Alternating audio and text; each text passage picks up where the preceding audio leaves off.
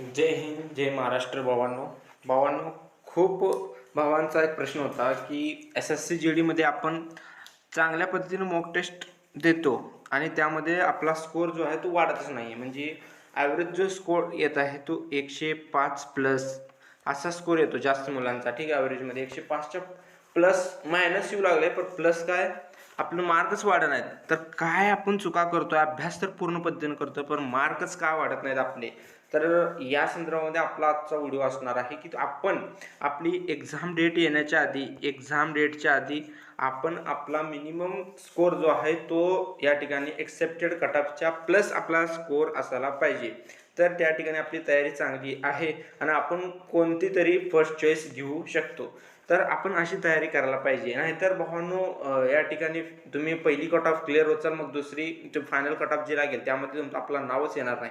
अशी चूक होऊ नये त्यासाठी आपला स्कोअर, आपण मॉक टेस्ट देत असताना आपला स्कोअर कशामुळे पाठीमागे पडतोय? आपण इतरांपेक्षा पण अभ्यास काही मुलं जास्त करतात की एखाद्या मुलापेक्षा बी अभ्यास काही जास्त करतात, पण त्यांचा स्कोअर जो आहे तो वाढतच नाही. काय कारण आहे ते मी या ठिकाणी बघणार आहे. आपण जेव्हा मॉक टेस्ट देतो बघा, जेव्हा आपण मॉक टेस्ट देतो, जर रविवारी द्या, कधी पण मॉक टेस्ट जेव्हा देतो, आणि मी सांगेन की प्रत्येक संडेच्या दिवशी, ठीक आहे, रविवारी भावांनो आपण मॉक टेस्ट द्यायला पाहिजे बघा. ठीक आहे, एक मॉक टेस्ट द्यायलाच पाहिजे. ठीक आहे, याहून आपल्याला जर समजा आपले इथून जर एक्झाम व्हायला जर 2 महिने लागले, सपोज माना असं की 2 महिने लागले, तर एका महिन्यात 4, कधी कधी 5 मॉक टेस्ट आपल्याला भेटतात. सपोज आपण धरू एका महिन्यात 4 आणि एका महिन्यात 5, तरी आपल्याला 8 ते 9 मॉक टेस्ट या ठिकाणी देता येतील. आणि तुम्ही जर टेक्स्टबुक वगैरे जर कोर्स घेतला असाल तर मग तर तुम्ही PYQ तुम्ही 2021 पासून 19 पासून किती तुम्ही या ठिकाणी टेस्ट देऊ शकता. पण मी सांगतो ते RWAचं मी सांगत आहे, तुम्ही जर त्यांचा ॲप घेतला असाल तर तुम्ही प्रत्येक संडेला रविवारी तुम्ही एक मॉक टेस्ट द्या, तुम्हाला अजून 8-9 मॉक टेस्ट भेटेल. आणि संडेच्या दिवशी फक्त मी एक सांगेन की संडेच्या दिवशी तुम्ही बाकी 7 दिवस 6 दिवस जे आहे ते पूर्ण अभ्यास करा. ठीक आहे, फक्त संडेच्या दिवशी एक दिवस अभ्यास करायचा नाही. मी तुम्हाला सांगतो, पण काय करायचं ते तुम्हाला सांगतो. फक्त एक मॉक टेस्ट द्यायची. एक मॉक टेस्ट दिला, आपले सब्जेक्ट आपल्या सर्वांना माहीत आहे की आपले जे सब्जेक्ट आहेत ते 4 सब्जेक्ट आहेत. ठीक आहे, की त्यामध्ये आपल्याला मॅथ विचारलं जाते 20 प्रश्नांची, आणि रिजनिंग असते, मॅथ असते बघा, मॅथ 20 प्रश्न असतात आपल्याला, आणि आपली रिजनिंग आहे त्याचे देखील आपल्याला 20 प्रश्न आहेत. GK असतो आपल्याला 20 प्रश्न, आणि आपली हिंदी आहे 20 प्रश्न. आता ही इतके तर त्या ठिकाणी टेस्टमध्ये असते, पण आपण यामधले किती अटेम्प्ट करतो हे महत्त्वपूर्ण आहे. की आपण त्या ठिकाणी सपोज समजा की तुम्ही या ठिकाणी मॅथमधले पैकी या ठिकाणी 18 प्रश्न अटेम्प्ट केले, मॅथचे 18 अटेम्प्ट केले, तुम्ही रिजनिंगमधले समजा पैकीच्या पैकी 20 पैकी 20 अटेम्प्ट केले, GKचे तुम्ही 13 अटेम्प्ट केले सपोज समजा, आणि हिंदीचे तुम्ही पैकीच्या पैकी अटेम्प्ट केले.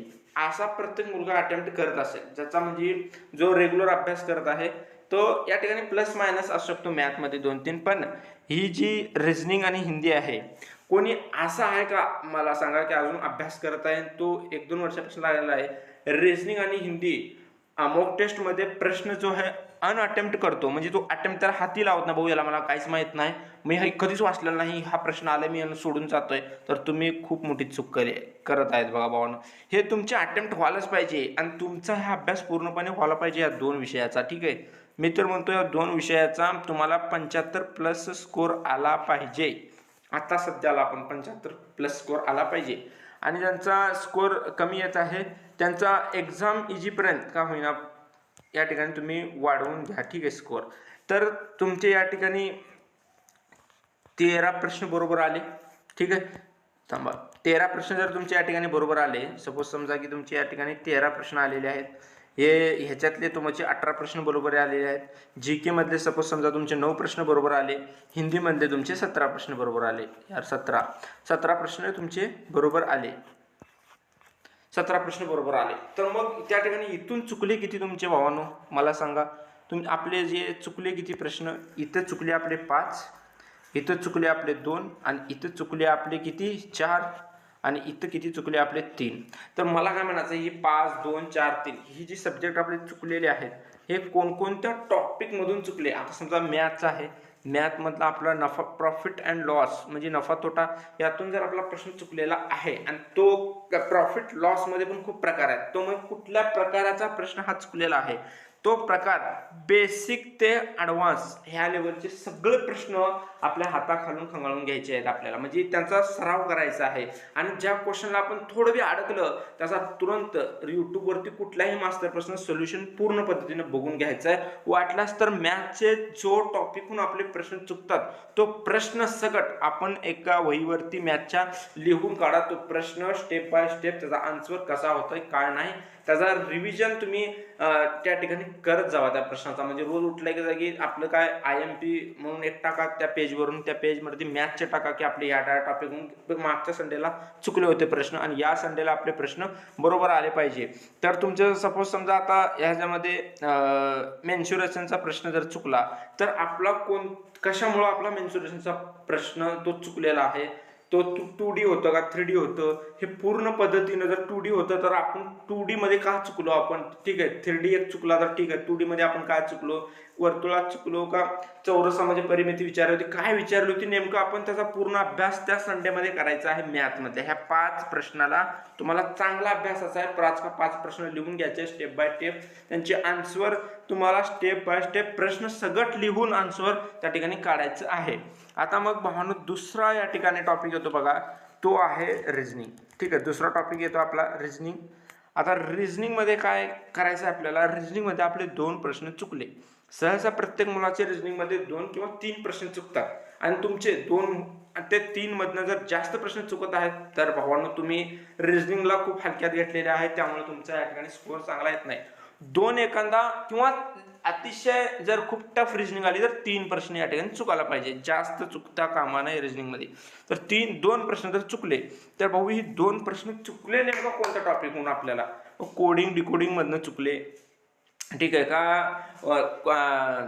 ते ब्लड रिलेशन मधून तुमचे प्रश्न चुकलेले आहेत, कोणत्या ह्याच्यातून ते प्रश्न कुठल्या सब्जेक्टमधनं ते प्रश्न चुकलेले आहेत का, आकृती किती आहे त्यामध्ये जर आकृती आली की ह्याच्यामध्ये आकृती किती आहेत का, कथन निष्कर्षपासून ही चुकलेले आहेत तर ठीक आहे, त्यामधून तुम्ही प्रॉपरली त्याचा अभ्यास ही 2 प्रश्नासाठी कमीत कमी 1 तास द्या त्याला. रविवारचा 1 तास त्याला जाऊ द्या, तुमचे 1.5 तासला तुम्ही मॉक टेस्ट जर दिली तर मग त्या ठिकाणी 2 प्रश्नाला जाऊ द्या, पुन्हा हा प्रश्न तुमचा चुकता कामा नये असा अभ्यास त्यावरती करा. रविवारी फक्त हाच करायचा आहे, प्रश्न चुकला कशामुळे चुकला. आणि या ठिकाणी जर आपले ही जे 2 राहिलेत, तुम्हाला मी पुन्हा सांगेन की जे अनअटेम्प्ट जे राहिले त्यासाठी काय करायचं वेगळी, पण हे जे चुकलेले प्रश्न आहेत त्यासाठी मी आधी सांगेन तुम्हाला. आता ही झाली आपली रिझनिंग बद्दल, ठीक आहे, रिझनिंग बद्दल की कशामधून आपण चुकलो काय नाही ते आपण पूर्ण या ठिकाणी मी केले. आणि म्हणून तुम्ही फक्त मी जसं सांगतोय तसा एक मॉक टेस्टला तुम्ही ॲनालिसिस करून बघा, तुम्हाला दुसऱ्या मॉक टेस्टला तुम्हाला काही फरक दिसणार नाही. ठीक आहे, लगेच कोणतीही गोष्ट बघा भावानो, लगेच कोणतीही गोष्ट शक्य नाही की ते लगेच कंप्लीट होणं, होतच नाही. तुम्ही भरती करत आहात, तुम्ही लगेच फॉर्म भरल्या नोकरीला जाता का, तसं नाही. तर मग त्या ठिकाणी त्या संयम पण ठेवावा लागतो. ठीक आहे, खूप संयम ठेवावा लागतो. भरती क्षेत्र आहे आपला हा, करोडोहून आपले लाखो करोडोहून फॉर्म येतात आपल्या GDला, तर त्यामध्ये फक्त हजारो मुलं होतात, म्हणजे बाकीचे मुलं तयारीला लागलेच आहेत, पण ते कसा अभ्यास करतात तसं मी तुम्हाला सांगतोय. आणि जे माझा स्कोअर ह्या स्टेपनं चांगला बसला होता भावानो, त्यासाठी मी तुम्हाला स्कोअर सांगतोय. ठीक आहे, आणि GKचे जर तुम्ही प्रश्न भेटले GKसाठी, आता GKसाठी तुम्ही काय करणार, ठीक आहे, GKसाठी तुम्हाला मी सगळ्यात चुकतात बरं का, हा 13 मधनं हा जर तुमचे 9-10 प्लस जर तुमचे GK असेल तर चांगला स्कोअर आहे. सगळ्यात चुकतात GK बद्दल.